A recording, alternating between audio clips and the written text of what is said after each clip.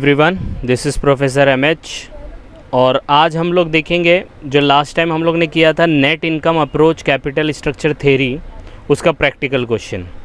तो net income approach जो दिया था डेविड भाई साहब ने, और डेविड भाई साहब ने जो भी थ्योरी दी थी उसके बेसिस पे एक प्रैक्टिकल क्वेश्चन करने की कोशिश करेंगे यहाँ पे।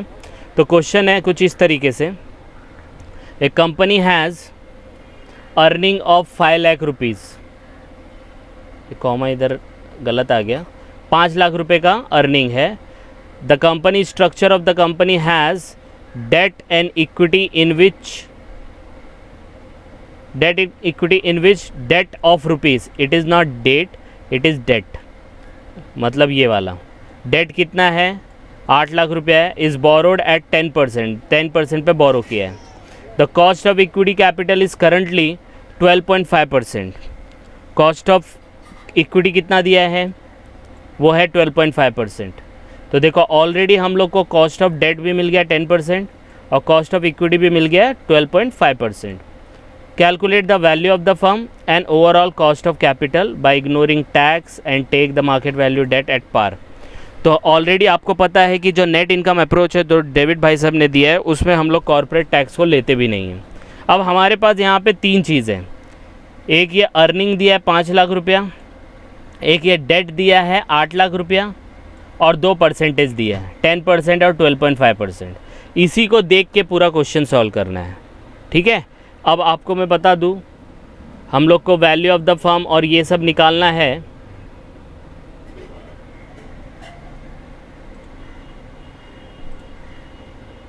तो यहाँ पे जो ये फॉर्मूला था ये हम लोग को कंसिडर करना होगा।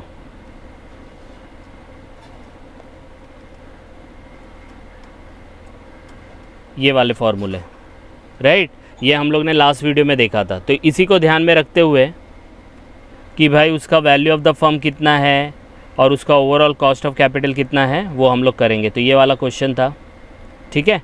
तो हम लोग क्या करते हैं, पहले इसका फॉर्मेट जैसा ड्रॉ कर लेते हैं। तो देखो यहाँ पे मैंने ऑलरेडी फॉर्मेट ड्रॉ करके रखा है। Sales minus variable, variable minus क्या, तो कॉन्ट्रीब्यूशन माइनस करेंगे तो fix cost, earning before interest tax आएगा, फिर इंटरेस्ट माइनस किया, ईबीटी, इनकम टैक्स है तो ये नील हो जाएगा क्योंकि यहाँ पे कुछ भी नहीं है। सेम वे में प्रेफरेंस शेयर्स भी नहीं रहेगा तो वो भी हम लोग का नील हो जाएगा। तो इन शॉर्ट जो ईबीटी होगा that would be profit available to equity share holder. आई बात समझ में, यस और नो।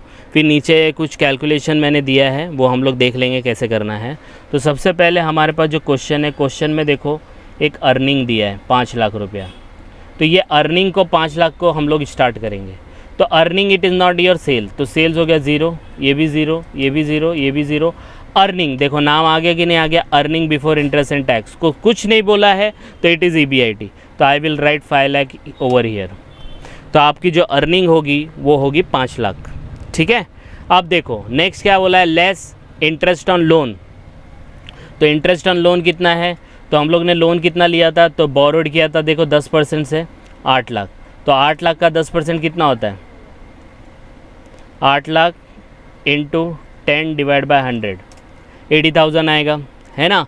जब अब ये इंटरेस्ट है, ये समझ में आया, 8 लाख का 10%।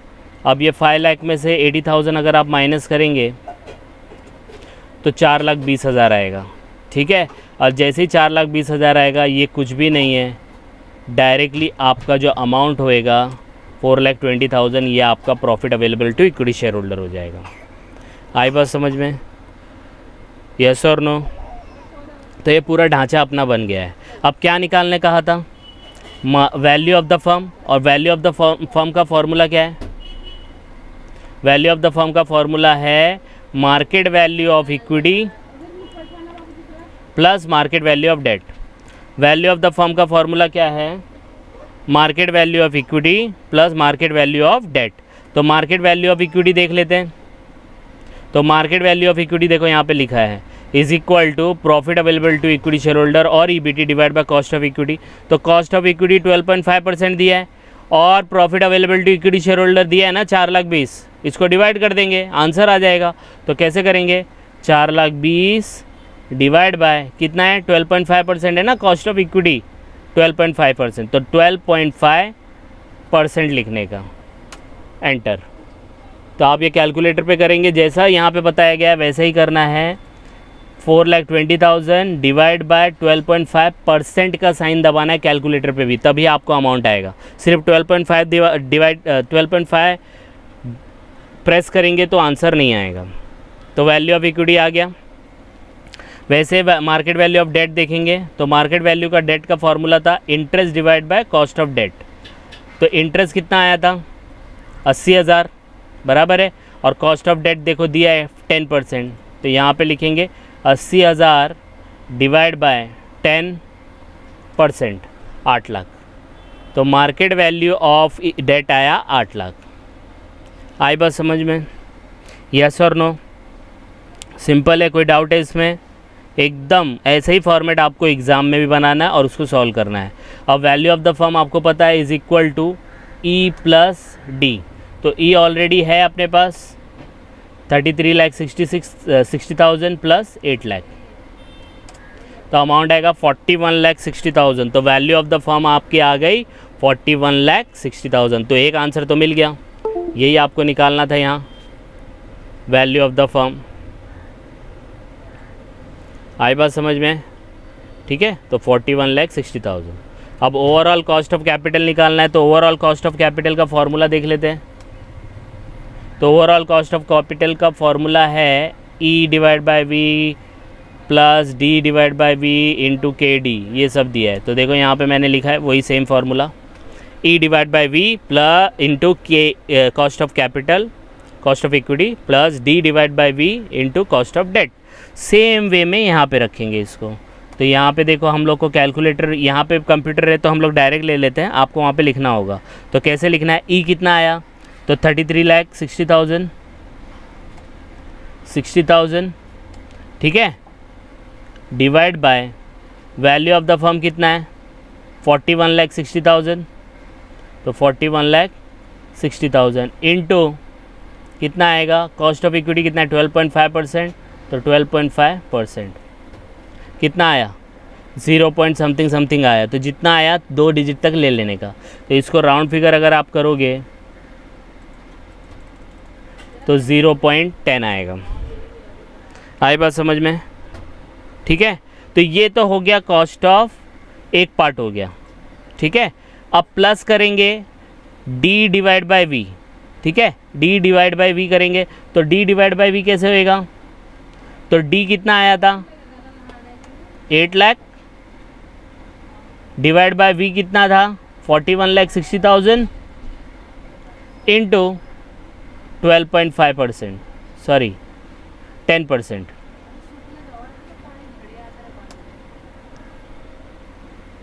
ठीक है, तो ये आया, यहाँ पे हम लोग ने कितना 12.5 बराबर लिया।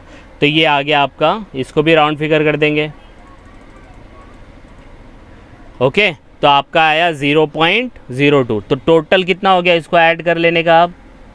तो टोटल हो गया दिस प्लस दिस 0.2, और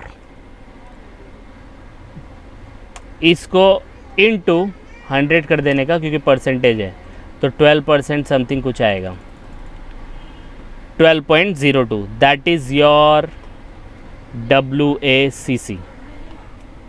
आई बात समझ में? समझा कि नहीं समझा? आई बात समझ में कि नहीं? तो ये पूरा का पूरा फॉर्मेट आपका यहाँ पे डिपेंड है। तो यहाँ पे पूरा प्लेस करते जाने का और पूरा कैलकुलेशन आपको समझ में आ जाएगा। तो इसको 1-2 बार और रेफ़र करो आप, कुछ डाउट आएगा तो कमेंट करो। And please like and subscribe for more videos. Thank you.